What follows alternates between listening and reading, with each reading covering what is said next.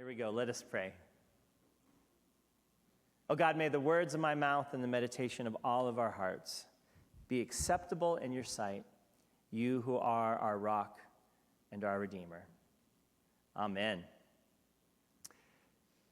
So, The Princess Bride is one of my all-time favorite movies. Absolutely love this. I've watched it countless times. I've read the book that the movie was based on at least 3 times. My wife Jody and I quote numerous lines from the film all the time. And it's inconceivable, right? But there are so many memorable scenes in this film. One of my favorites, though, involves the Italian swordsman Inigo Montoya and the mysterious man in black. Now, this was filmed long before CGI became a part of pretty much every movie. So the 2 actors, Cary Elwes and Mandy Patinkin, they did all the swordplay themselves. In fact, they had to train with sword fighters for months leading up to the actual filming. Now, you don't need to know the backstory. If you don't know, you should go watch it soon. It's an amazing film. But here's some of the great dialogue from this scene.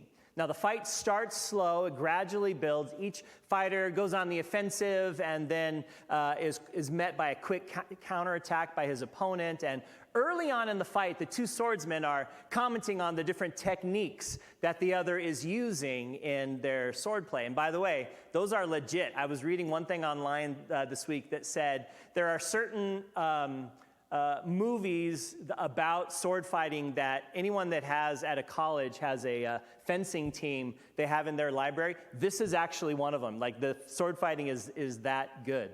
But they continue to fight on different terrains, each using different elements. Neither one seems to have the upper hand. And then at one point, Inigo says quite openly, "You are wonderful," to which the man in black replies, "Thank you, I've worked hard to become so." And Inigo says, I admit it, you are better than I am. And then the man in black says, "Well, why then are you smiling?" And he says, "Because I know something you don't know." "Well, what is that?"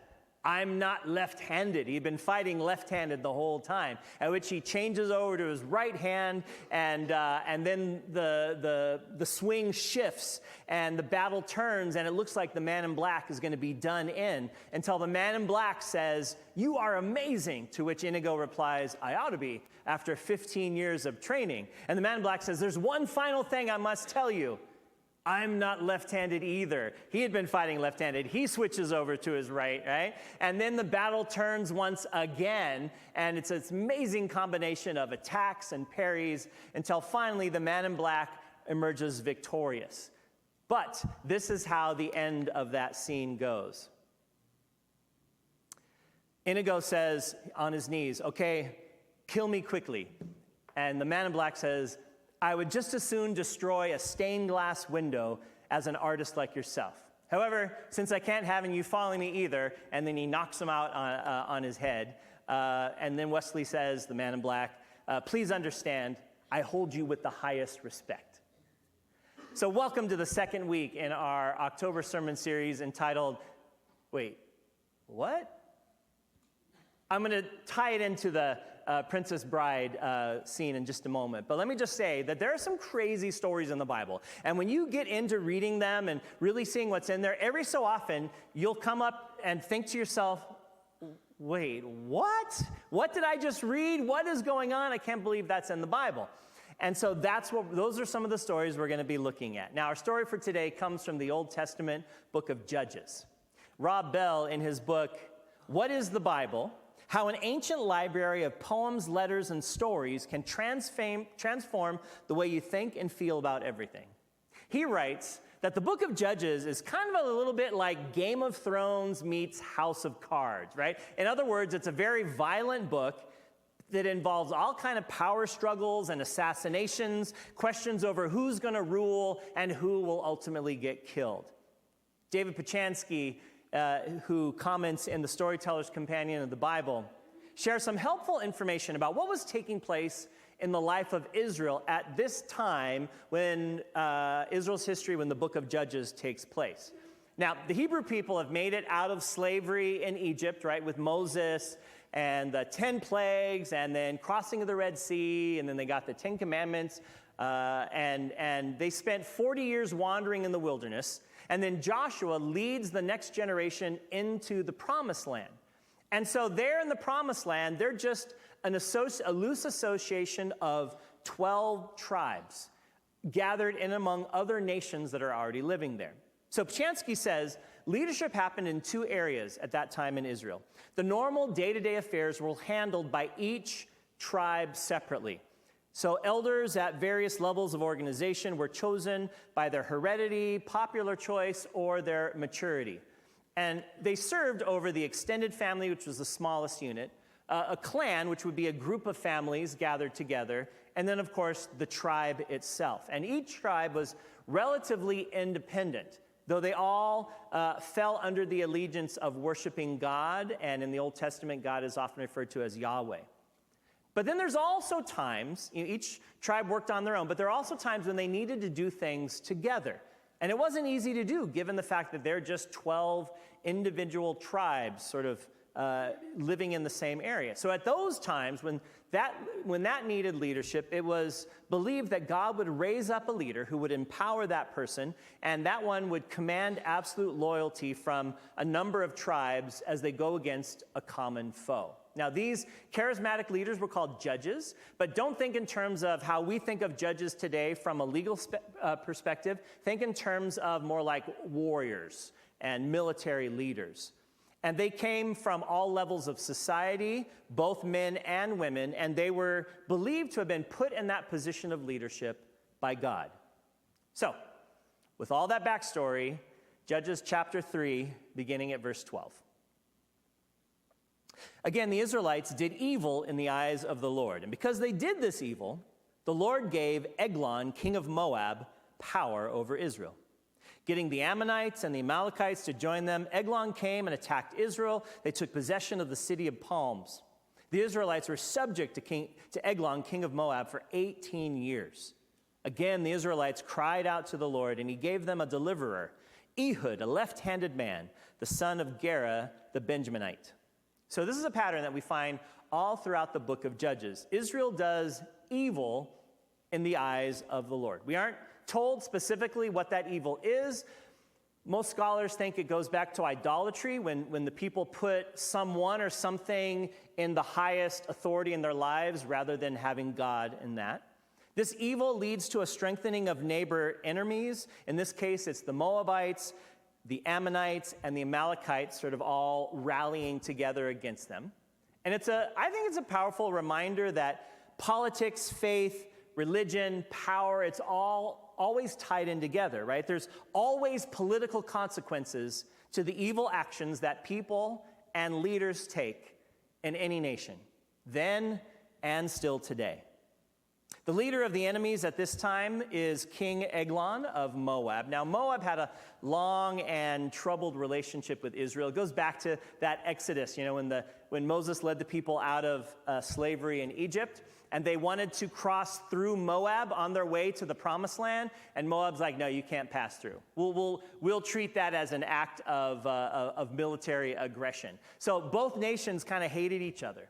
What's interesting is King Eglon's name in Hebrew is similar to the words that mean calf or heifer, and it stems from the root word that means to be round. So if you put all that together, his name in Hebrew would be something like fat little bull. Or if you want to connect it to more a common equivalent today, we might say the fat cat of the ancient Near East.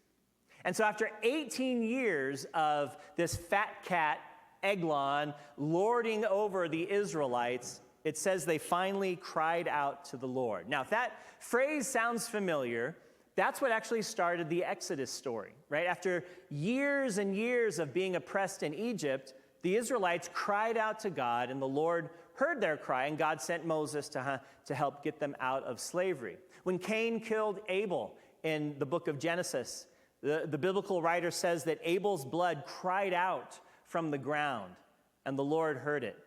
In the New Testament, when Jesus is walking through a village and the people cry out, the disciples tell Jesus, just pay no attention to them. Just ignore them. We have places to go and people to see and important things to do.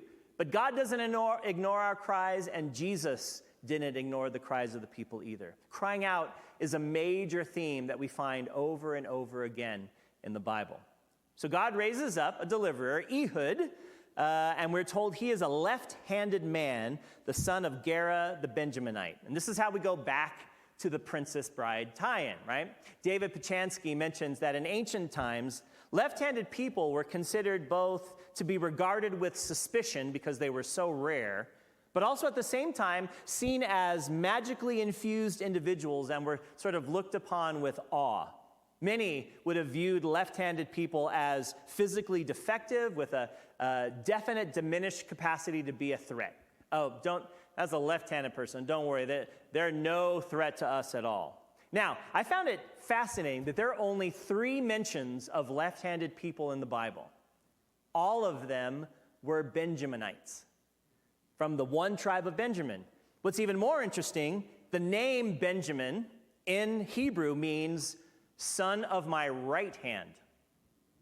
So the 3 left-handed people are from the son of my right hand tribe. Susan Nidich in her Old Testament library commentary on Judges mentions that it's been suggested that, like the ancient Spartans, the Benjaminites may have actually bound the right arms of their young warriors to train them to use their left hand in battle.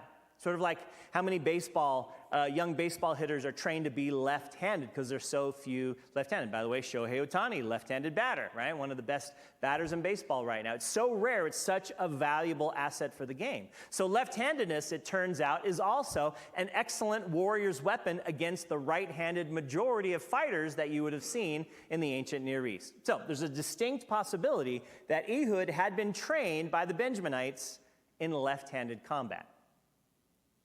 Second half of verse 15. The Israelites sent him, Ehud, with tribute to Eglon, king of Moab.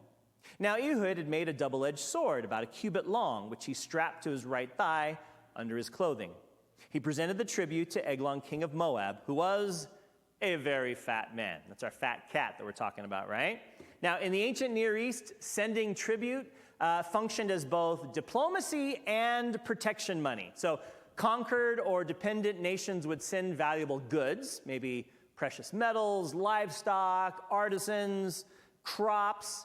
They would send it as a gift to the dominant empire as a sign of their allegiance, in this case, to the king of Moab. Now, tribute acknowledged the political hierarchy, right? You have conquered us, you rule over us, you are in more power than we are under your authority. And so they would offer these tributes, these gifts. It brought security because if you didn't offer those tributes, you faced the risk of being invaded or punished by the leaders. So really it was kind of like the tax that you had to give to the people in charge. But Ehud is taking not just the tribute, something else with him.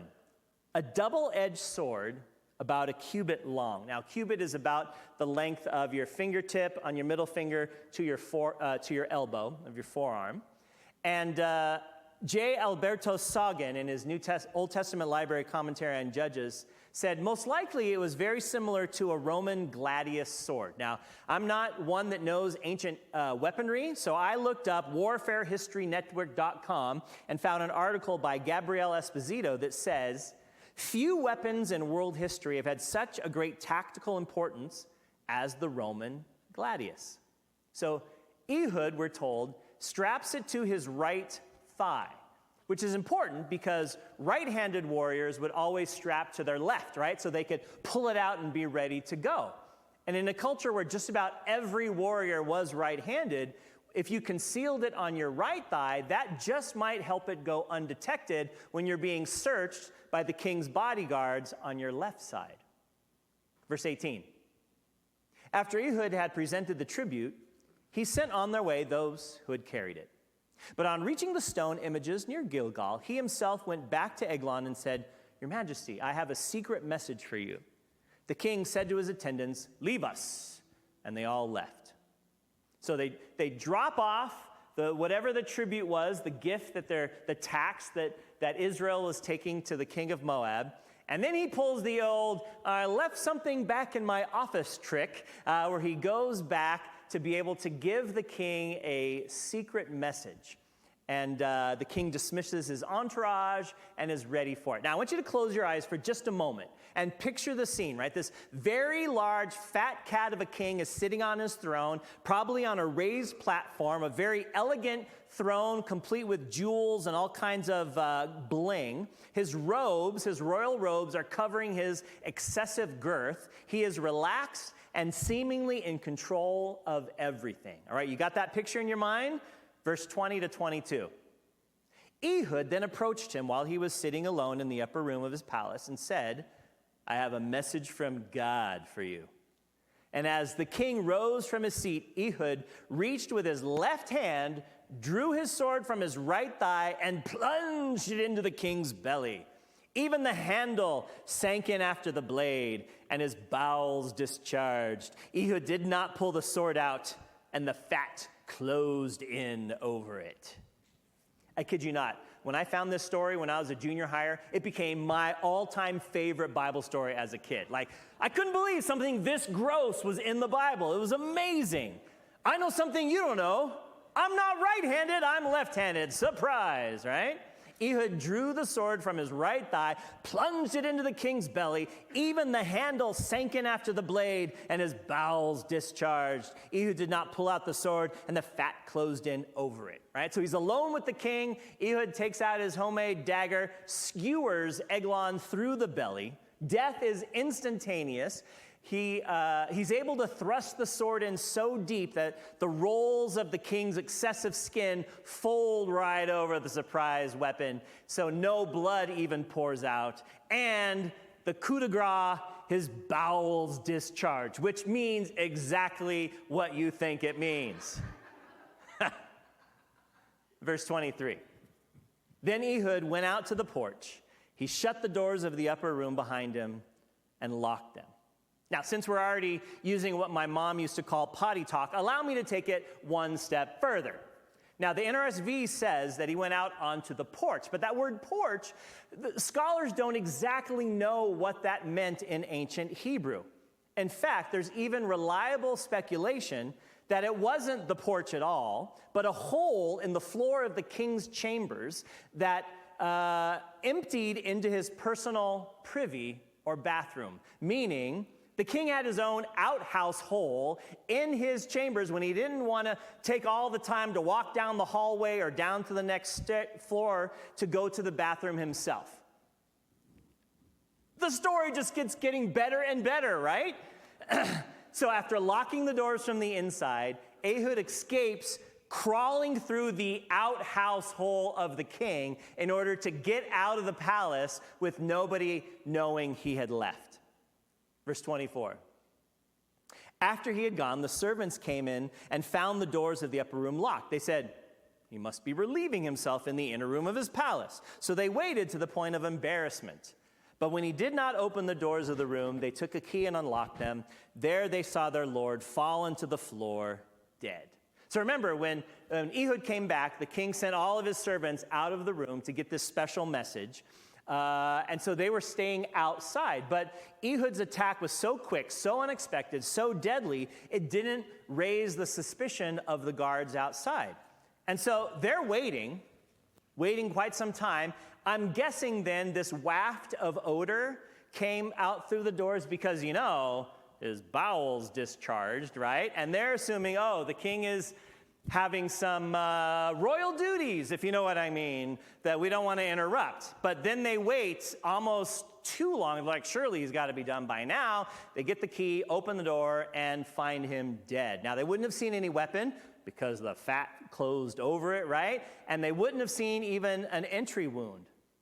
You will never forget that phrase, the fat closed over the sword. You might want to maybe knit or stitch it into a pillow or put it up on a wall in your bedroom. The fat closed over the sword. Judges 3.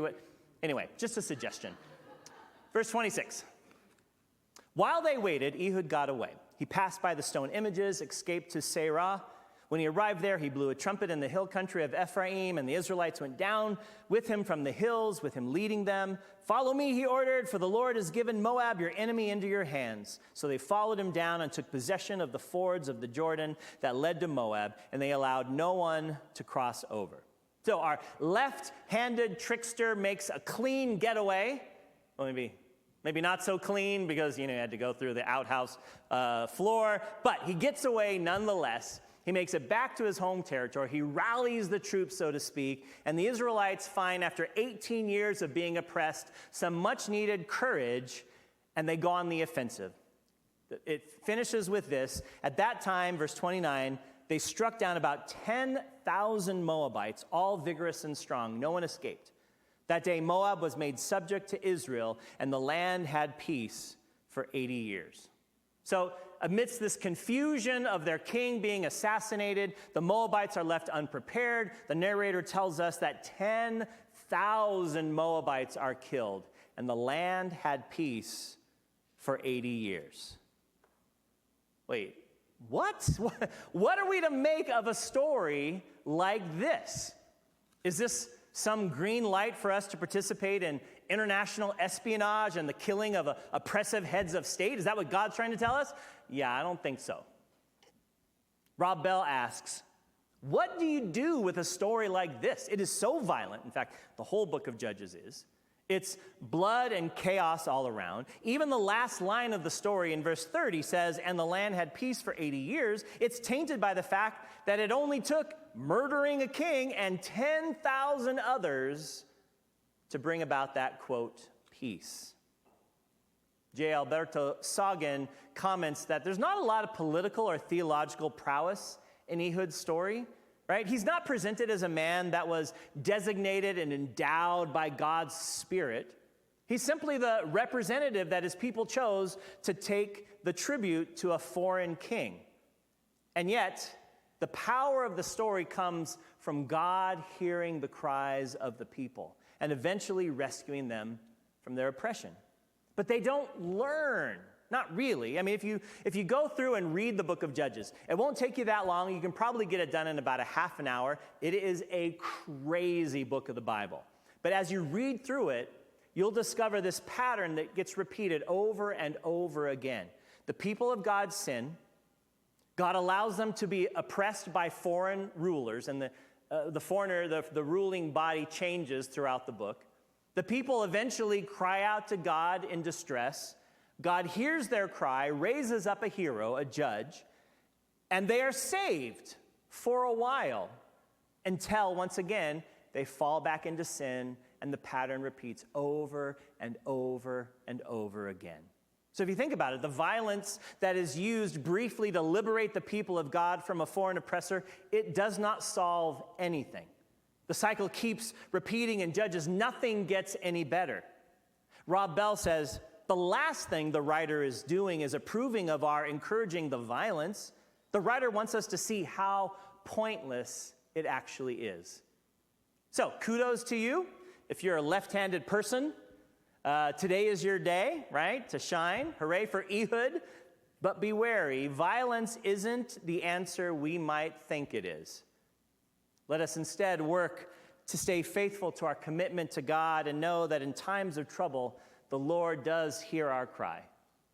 What does it take to change? Eventually, it took Jesus. And we'll get to that in the weeks ahead. Thanks be to God for another crazy story from the Bible and the opportunity we have to maybe learn a little something from it. Amen.